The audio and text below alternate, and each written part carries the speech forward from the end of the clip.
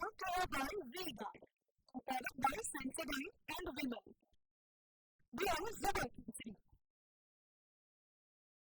હવે વાત કરીશું G7 માં મોદીનો દબદબો.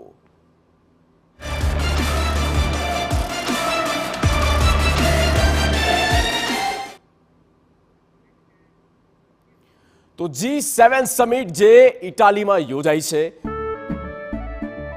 કેસરિયાથી મન જોગી થયું રે, દિલ ઝૂમે જુઓ મતમસ્ત થયું રે, કેસરિયાથી મન જોગી થયું રે. हर पल मनाओ केसरी त्योहार.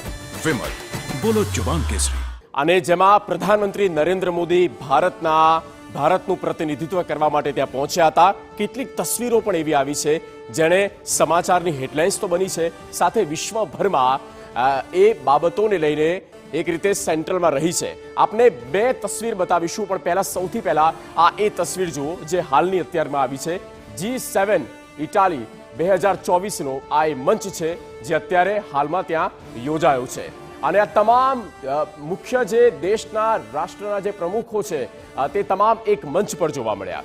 હવે તેમાં સૌથી વધારે ધ્યાન કઈ બાબતે જઈ રહ્યું છે, શું છે એની વાત કરીએ. જુઓ, પ્રધાનમંત્રી નરેન્દ્ર મોદી બિલકુલ સેન્ટરમાં, વડાપ્રધાન નરેન્દ્ર મોદી બિલકુલ સેન્ટરમાં દેખાઈ રહ્યા છે. તમામ એ દેશના મહાસત્તાઓ છે અને મહાસત્તાઓના પ્રમુખોની બિલકુલ સેન્ટરમાં પ્રધાનમંત્રી નરેન્દ્ર મોદી દેખાઈ રહ્યા છે. અને આપ જુઓ, આ તુર્કીના પીએમ હોય કે પછી સાન ફ્રાન્સિસ, એ પણ સાથે ઇટાલીના જે પીએમ છે તેમની સાથે. અને બીજી તસવીર આપને કમ્પેરિઝન કરવી છે. આ 2009ની તસવીર છે જેમાં આપ જુઓ તે સમયના ભારતના વડાપ્રધાન મનમોહનસિંહ દેખાઈ રહ્યા છે. આ સમિટ હતી G8, અને કારણ કે તે સમય પર રશિયા આ સમિટનો પાર્ટ હતો. અને એ સમય પર જુઓ કે મનમોહનસિંહ સેકન્ડ રોમાં બીજા ક્રમાંકે દેખાઈ રહ્યા છે. જે ઉપરની હરોળ છે ત્યાં બીજા નંબરે તેઓ ઊભા છે.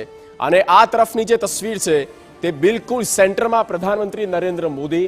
જ્યારે પણ પીએમ તેમના વિદેશ પ્રવાસે ગયા છે, જ્યારે અન્ય દેશના જે રાષ્ટ્ર પ્રમુખો છે તેમની સાથે આ પ્રકારે જ્યારે એકજૂટ કોઈ પણ આ તસવીરો આવે છે તો બિલકુલ સેન્ટરમાં જોવા મળે છે. મોદી સરકાર 3.0 ભલે સિંગલ લાર્જેસ્ટ પાર્ટી તરીકે આ વખતે બીજેપી નથી, પણ હજી આપણે કહી શકીએ કે વિશ્વ ફલક પર ભારતનો જે દબદબો છે તે હજી પણ કાયમ છે.